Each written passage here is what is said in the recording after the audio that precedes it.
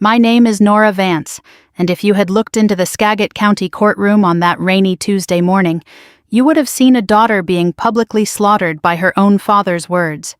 There was no blood, no weapons, just the cold, echoing boom of a 76-year-old man's voice tearing down 25 years of my life.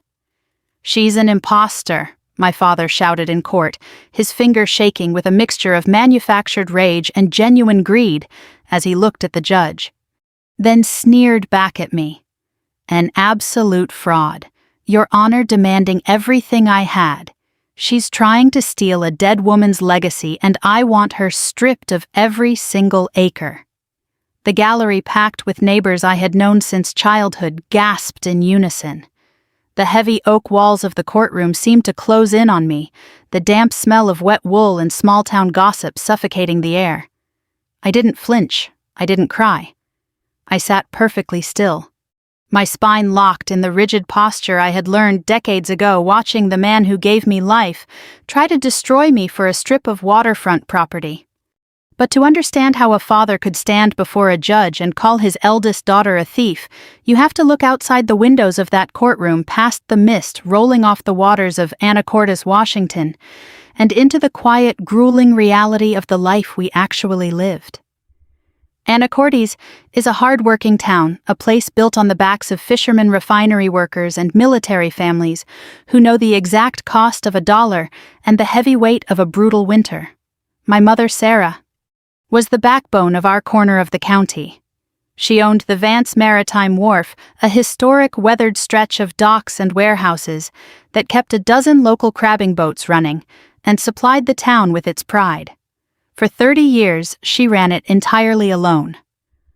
My father, Arthur Vance, had walked out on us when I was just a teenager, chasing a flashy, superficial life of easy money and younger company across the border in Vancouver.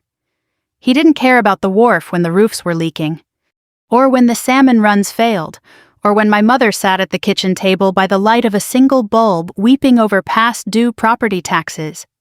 I stayed with her as long as I could, bleeding for that land, hauling frozen crates and repairing splintered docks until my knuckles were permanently scarred by the salt and the cold. But when the Twin Towers fell in 2001, a different kind of duty called me away. I entered the military, disappearing into a specialized branch of national service that the townspeople could never quite define. To the folks at the local diner, I had simply taken a boring, low-level administrative desk job for the government out in Colorado. I let them believe it. For over 2 decades, I lived a life wrapped in shadow, serving in a highly classified logistical and strategic threat monitoring division for the North American Aerospace Defense Command, NORAD. I coordinated joint United States and Canadian airspace defense, managing top-secret security easements and multi-million-dollar supply lines along the very border my father had crossed to abandon us. My records were sealed under federal law. My achievements were ghosts. Because of the nature of my work, I could never boast, never show my mother a medal, and never defend myself when Arthur's new family whispered that I was just a secretive, detached wanderer who didn't achieve anything in life. 10 years ago, the ultimate sacrifice was demanded of me. My mother was diagnosed with an aggressive terminal form of cancer. Without a second thought, I quietly retired from my military career, utilizing a classified veteran transition status to return to Anacortes. I became her full-time caregiver, spending every grueling, heartbreaking day watching the strongest woman I knew fade into nothingness. I washed her sheets, managed her morphine, and held her hand through the terrifying midnight terrors. Arthur and my wealthy, arrogant half-siblings never showed their faces. They never sent a check, never offered a prayer, and never helped stack the firewood that kept her warm during her final freezing winter. When she closed her eyes for the last time, she left the Vance Maritime Wharf and the surrounding historic farm exclusively to me. It was the only legal just choice, the final act of a grateful mother protecting the only child who had stayed behind to carry the burden. But greed has a way of smelling a fresh grave from 1,000 miles away. No sooner had the dirt settled on my mother's resting place than Arthur Vance returned to town, flanked by a predatory, high-priced estate lawyer from Seattle and my conniving half-siblings. They looked at the booming real estate values of the Pacific Northwest and saw a gold mine. Arthur filed a massive sweeping lawsuit to contest the will, claiming that my mother's signature on the final deed transfer was a malicious forgery.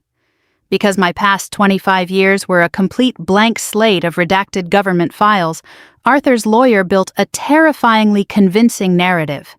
They claimed I was a penniless, deceptive drifter who had financially abused an ailing elderly woman in her final days, forcing her to sign over the property while her mind was gone.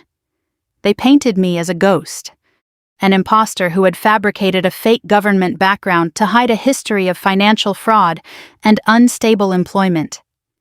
And as I sat at the defense table on that rainy morning, listening to my own father roar his hatred to a courtroom full of my peers, I realized that the past didn't matter to these people. They didn't want the truth.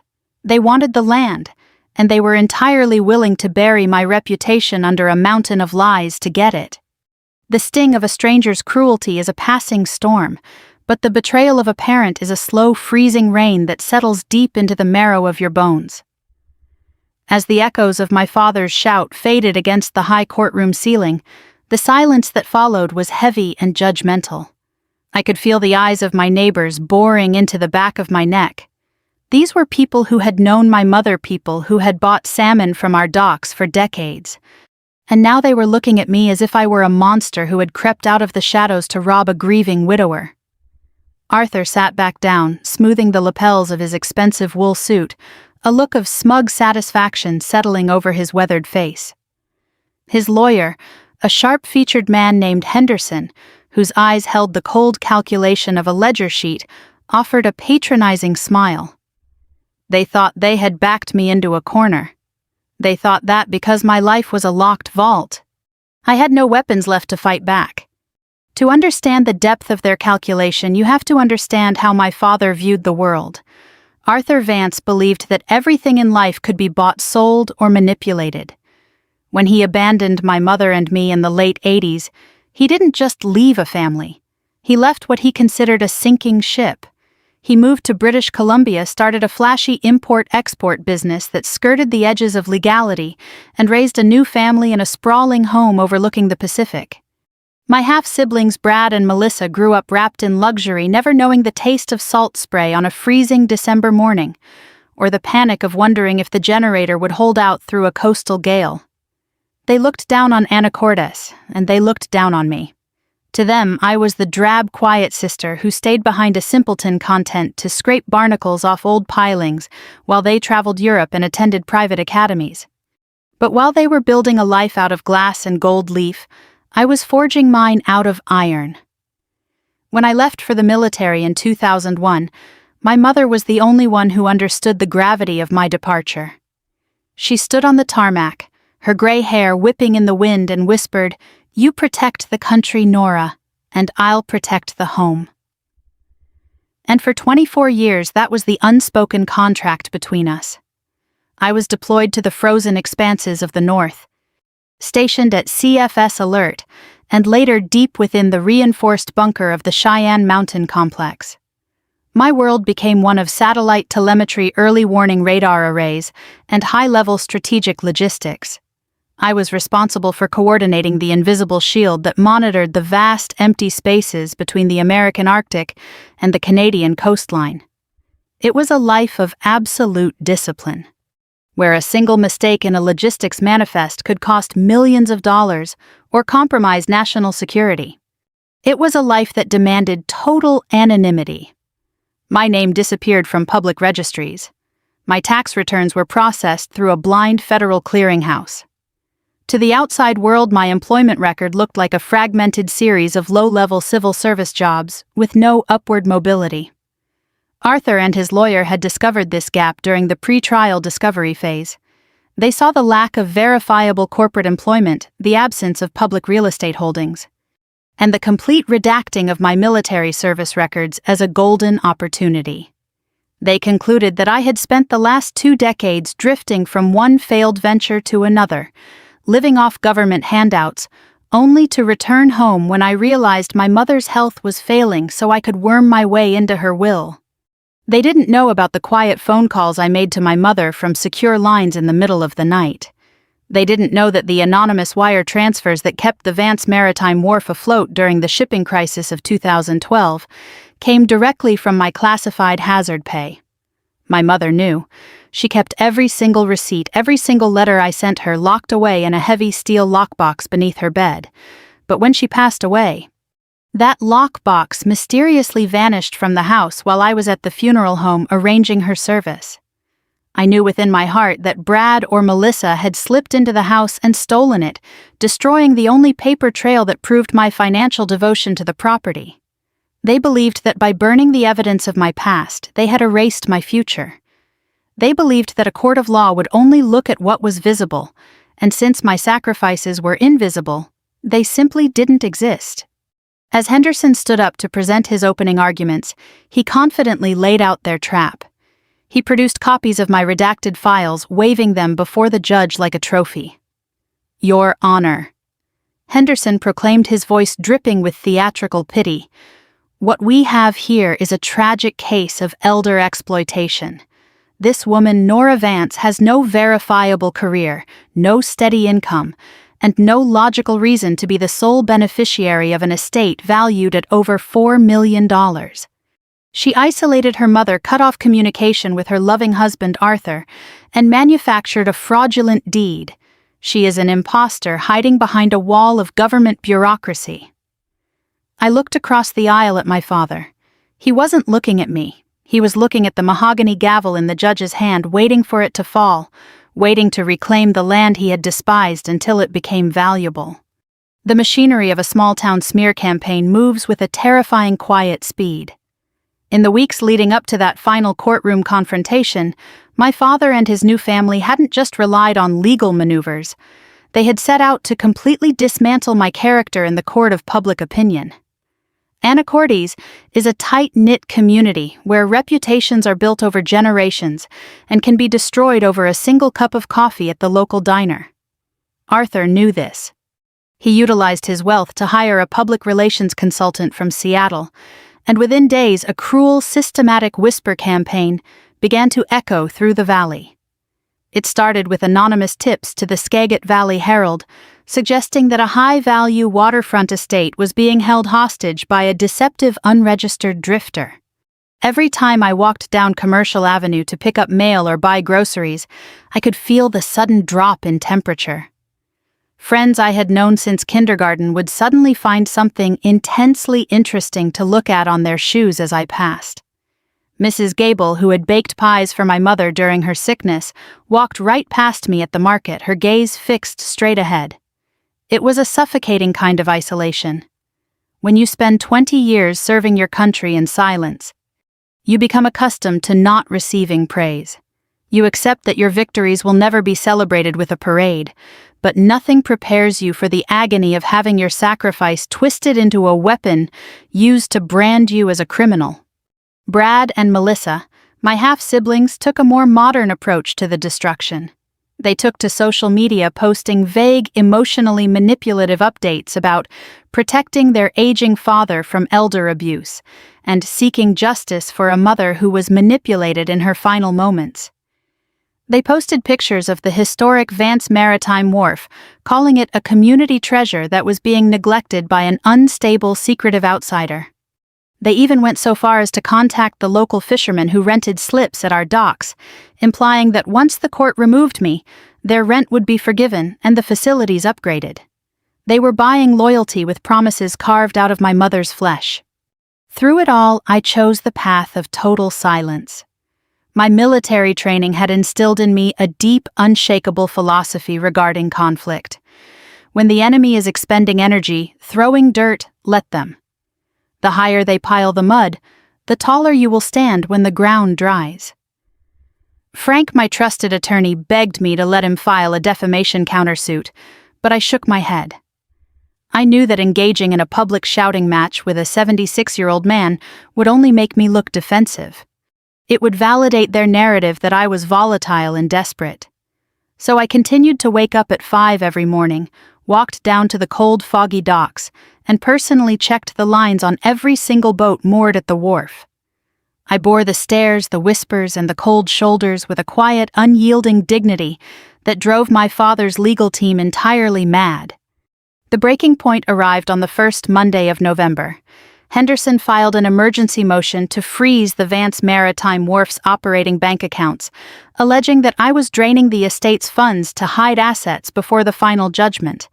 The motion was granted provisionally pending the final hearing. Suddenly, I couldn't pay the utility bills for the warehouse. I couldn't process the weekly payroll for the 5 elderly dock workers who depended on those wages to buy groceries and fuel for the winter. These were men who had served my mother faithfully for decades, and now, because of Arthur's greed, their families were facing a freezing holiday season with empty pockets. One of the workers, an old Navy veteran named Hank, came into my small office with his cap in his hands, his eyes filled with a quiet, desperate worry. "Nora," he said softly, "we want to stand by you, but the bank says our checks won't clear. My wife needs her insulin." That was the moment the commander inside me woke up. I looked at Hank, looked at his calloused hands, and realized that my vow of silence was no longer just protecting myself. It was hurting innocent people. I walked Hank to the safe, pulled out the remaining cash from my personal savings, and paid him and the others out of my own pocket. Once they left, I turned to Frank. "It's time," I told him, my voice as cold as the northern wind. "Contact the Department of Defense. Use the emergency liaison protocol under the Joint Maritime Security Act. I am authorizing a restricted declassification of Executive Order 14 Alpha." Frank looked at me, his eyes widening as the gravity of what I was asking settled in. He simply nodded, picked up his briefcase, and went to work. I spent that final night sitting alone on the edge of the dark pier, watching the black waves lap against the pilings, knowing that the quiet life I had built was about to end, but ready to face the storm head-on. The morning of the final hearing brought a biting wind that whipped the saltwater into a frantic froth against the shoreline. Inside the Skagit County courtroom, the air was thick with expectation. The benches were completely full now. The local gossips had brought their coats and their thermoses, treating my family's tragedy like a spectator sport. Arthur sat at the plaintiff's table surrounded by his children and his high-priced counsel, radiating the absolute confidence of a man who believed the world was his for the taking. Henderson, his lawyer, stood at the podium for his final summation, his voice filling the room with practiced indignation. "Your Honor," Henderson projected, gesturing broadly toward me, "the defense has offered nothing but silence. No corporate history, no financial registries, no verifiable proof of contribution. We ask that you end this farce, invalidate the fraudulent deed, and return this historic property to its rightful patriarch." Judge Vance sat high above us, his brow furrowed as he reviewed the thick stack of redacted documents before him. He was a fair man, a traditionalist who had spent 30 years protecting the integrity of the county's legal system, but I could see the fatigue and disappointment in his eyes. He looked down at me, his gavel resting loosely in his right hand. "Ms. Vance." The judge said, his tone heavy with a quiet gravity, "The law requires evidence, not stoicism. Without a verifiable record of your past 25 years, this court cannot ignore the claims brought by the plaintiff. I am prepared to sign the order to transfer the estate." Arthur leaned back in his chair, a cruel, triumphant smirk breaking across his face. Brad and Melissa whispered to each other, already dividing up the profits of a land they had never sweated to protect. That was when Frank stood up. He didn't rush. He smoothed the front of his modest, slightly faded suit jacket, picked up a single heavy navy blue envelope from our table, and walked deliberately toward the bench. The courtroom grew strangely quiet, the sudden shift in Frank's demeanor catching the attention of the spectators. He didn't look at Henderson, and he didn't look at my father. He stopped before the clerk, presenting the envelope with a calm, unshakable authority that seemed entirely out of place in a small-town probate dispute. "Your Honor," Frank stated, his voice ringing clear and steady through the silence, "before you sign that order, the defense submits a final, authenticated federal directive. It was delivered via military courier from Joint Base Lewis McChord less than an hour ago. It concerns the true nature of Nora Vance's service and the legal status of the Vance Maritime Wharf. That. Henderson instantly jumped to his feet, slamming his hand onto his table. Objection, Your Honor. This is a cheap theatrical stall tactic. Discovery is closed. Whatever garbage counsel is presenting is entirely irrelevant to a standard estate dispute. The judge raised a hand, silencing Henderson with a sharp glance, his eyes fixed on the heavy envelope. The envelope was bound with a thick official silver security tape, and stamped directly into the center was a deep, dark blue wax seal bearing the unmistakable crest of the Joint Chiefs of Staff and the North American Aerospace Defense Command. Then my lawyer handed the judge a sealed letter from High Command. The judge's face went pale. The transition was instantaneous, a visceral draining of color that left his skin looking like weathered parchment. Judge Vance didn't just open the envelope. His fingers moved with a sudden, profound caution as if he were handling live ordnance. He sliced through the wax seal, pulled out a crisp, heavy sheet of paper, bearing a gold-embossed federal insignia, and began to read. The courtroom fell into a dead, suffocating silence. The only sound was the rhythmic, distant scratching of the rain against the tall glass windows. As the judge's eyes scanned the top-secret document, his mouth opened slightly, his gaze darting from the text to me, then back to the paper. The stern, dismissive expression he had held all morning completely vanished, replaced by an expression of absolute, unadulterated awe. He read the signature at the bottom, a signature that carried the absolute weight of the highest military authorities of both the United States and Canada.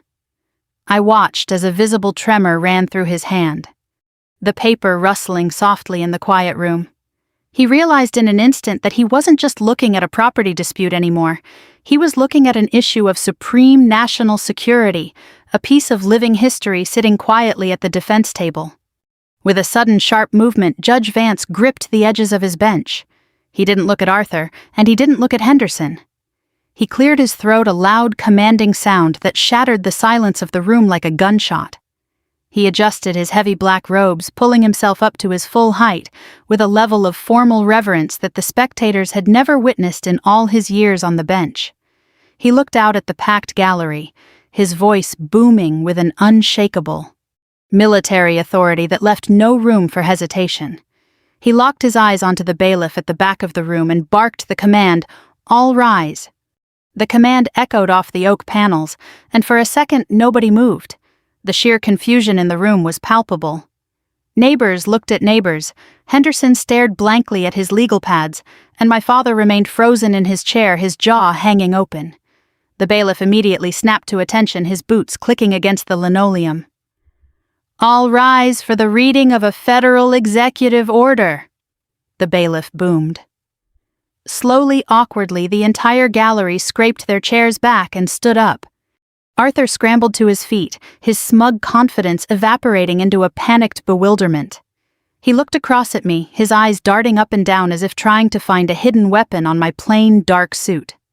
I stood up, lashed my shoulders square, my chin held high, adopting the exact stance I had held during 24 years of silent service to the flag that hung behind the judicial bench.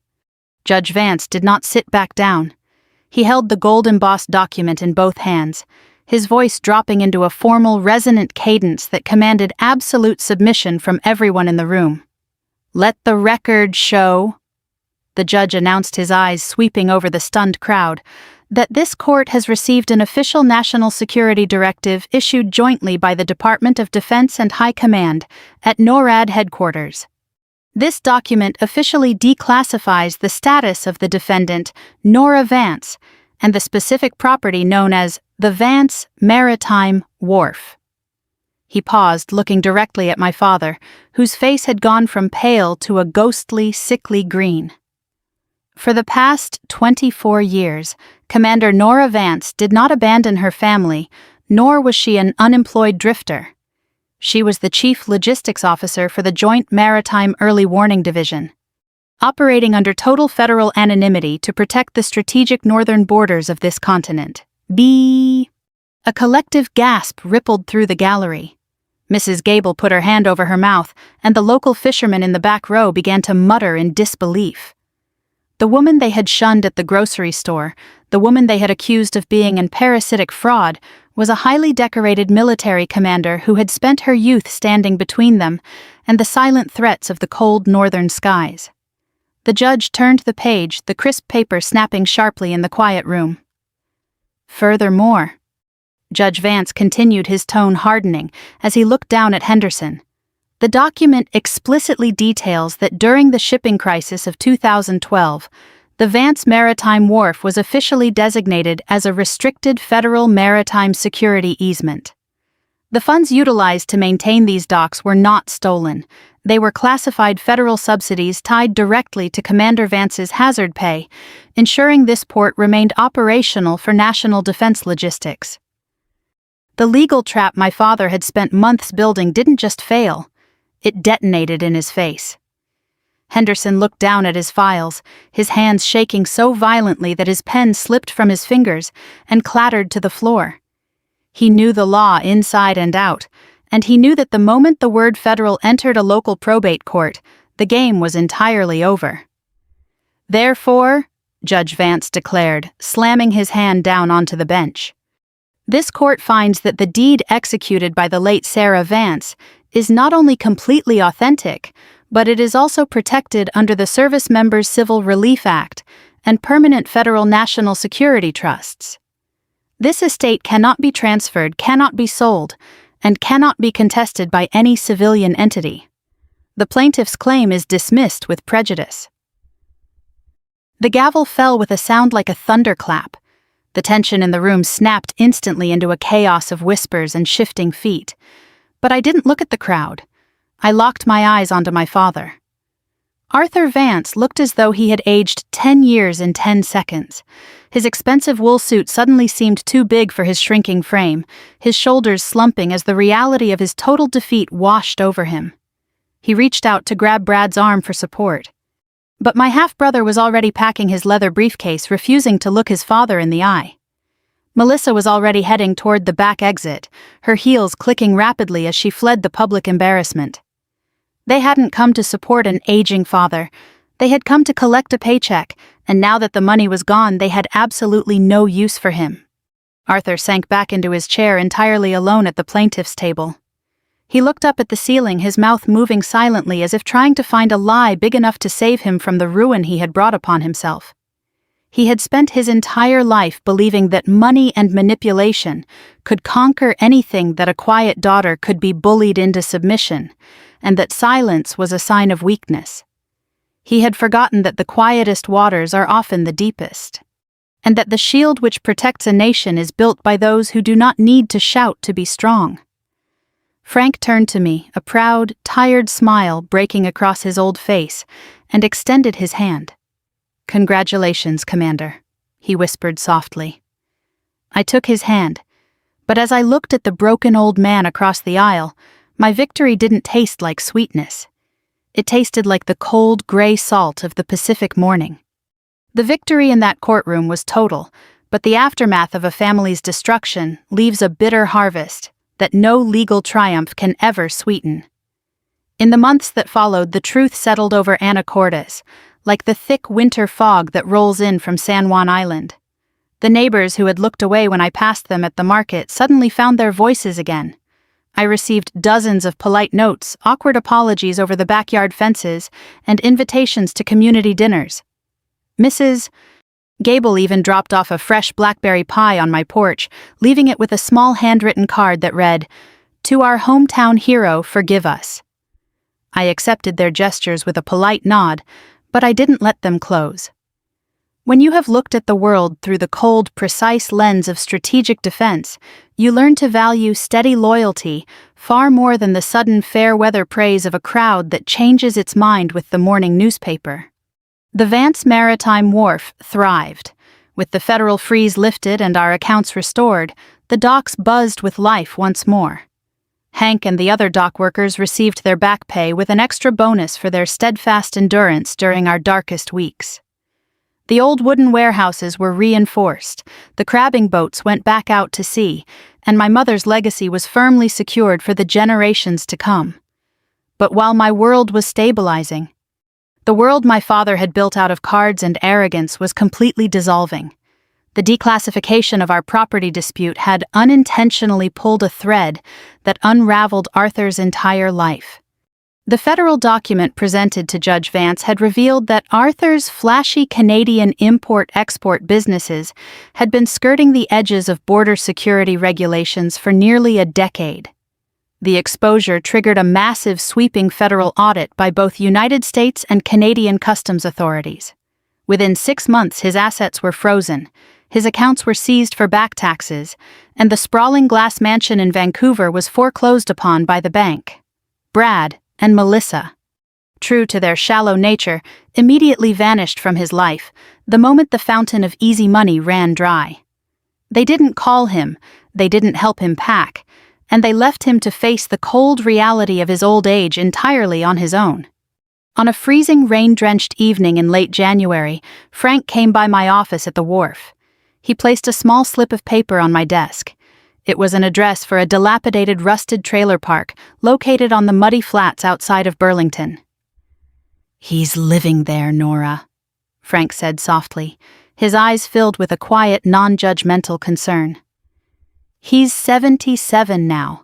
His health is failing, and he has nobody left to buy his groceries or manage his heart medication. I thought you should know." I looked at the address for a long time after Frank left. The wind was howling outside, rattling the corrugated iron roofs of the wharf, and every instinct inside me, the hardened commander, the betrayed daughter, told me to stay by the fire. He had tried to strip me of everything I had. He had stood in a court of law and called me an impostor. He deserved the cold bed he had made for himself. But as I looked at the old black and white photograph of my mother that sat on my desk, I remembered the vow we had made. She hadn't raised me to be cruel. She had raised me to be strong, and true strength is never defined by how hard you can strike a broken enemy. I got into my truck, drove through the blinding rain, and pulled up to the rusted metal trailer.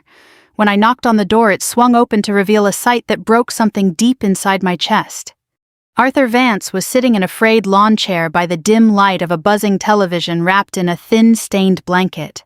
The proud, arrogant patriarch who had roared at me in the courtroom was gone. In his place was a frail, hollow old man, whose hands shook as he tried to lift a cold can of soup to his mouth. He looked up, and when his eyes met mine, a flash of absolute terror crossed his face. He pulled the blanket tighter around his shoulders, shrinking back into the chair, as if expecting me to shout, to mock him, or to hand him an eviction notice.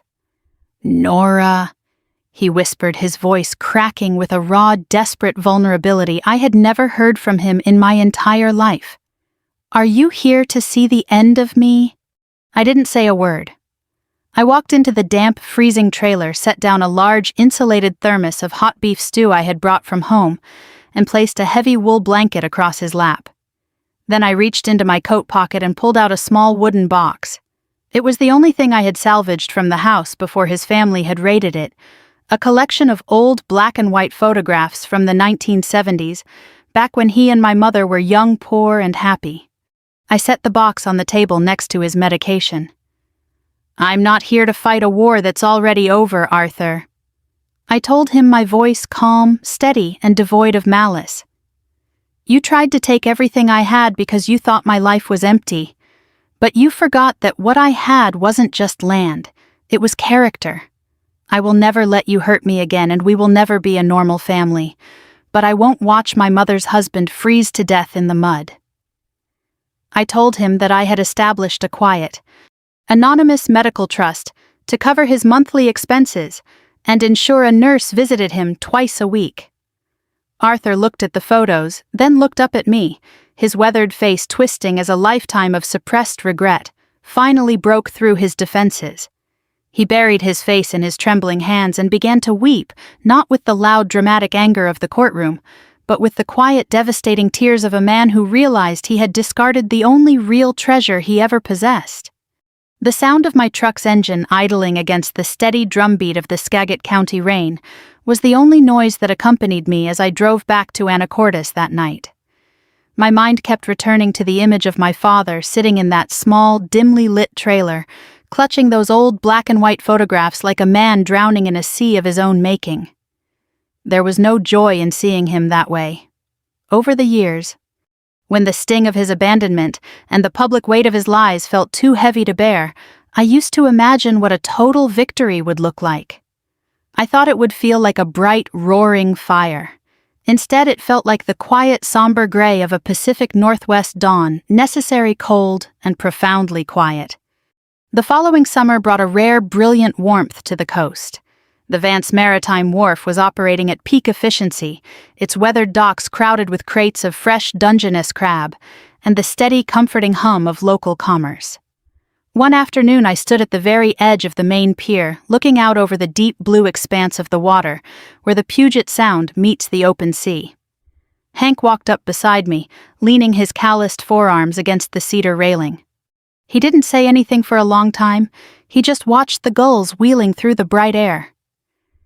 "We lost Arthur this morning, Nora," he said softly, his voice carrying the deep, unhurried resonance of a man who had seen many tides come and go. "The nurse said he passed away quietly in his sleep, holding that old picture box you left him." I closed my eyes and took a deep, steady breath of the salt air. I felt a pang of sorrow, but underneath it there was a profound sense of completion. Arthur Vance had spent his entire life running after things that could be counted, measured, and flaunted. He had traded his first family, his daughter's trust, and his own integrity for a flashy illusion of success that vanished the moment a cold wind blew from the north. Yet in his final months, stripped of his wealth, his expensive suits, and his fair-weather companions, he had finally encountered something his money could never buy: the unyielding, quiet grace of the daughter he had tried to destroy. As I look back on the long, winding road that brought me from the classified bunkers of NORAD back to the wooden docks of my mother's wharf, I realize that this story isn't just about a courtroom betrayal or a top-secret letter. It is a lesson about what we choose to build our lives upon. To those of you who are listening to my voice right now, perhaps walking through your own seasons of family conflict, inheritance disputes, or the painful sting of a loved one's betrayal, I want you to remember this: true revenge is never about the destruction of those who have wronged you. If you meet malice with malice, you allow their darkness to dictate the shape of your soul. True victory is living a life so deeply rooted in honor, integrity, and quiet dignity that their lies simply run out of breath before they can reach you. Justice may require a heavy hand to clear your name, but only a spirit of grace can truly clear your soul and give you back your peace. When the storms of life arrive, and they surely will, do not waste your energy trying to shout down the wind. Stand firm in your character, keep your hands clean, and let the truth do the heavy lifting. In the end, the gold leaf will always peel away, the glass houses will always shatter, but a life built on a foundation of true honor will stand against any tide. Thank you for standing with me on the docks today and listening to my story. If this journey spoke to your heart, or if it reminded you of the quiet strength we must all find within ourselves as the years pass, please take a moment to reflect on it in the comments below. Share this story with someone who might need a reminder of their own worth today, and if you'd like to walk beside me through more of these deep, real-life journeys of the heart, consider subscribing to the channel. Your presence here keeps our community strong, and it ensures that these stories of truth, resilience, and quiet grace continue to be told. Until our next journey together, keep your spine straight, your heart warm, and your character unshakable.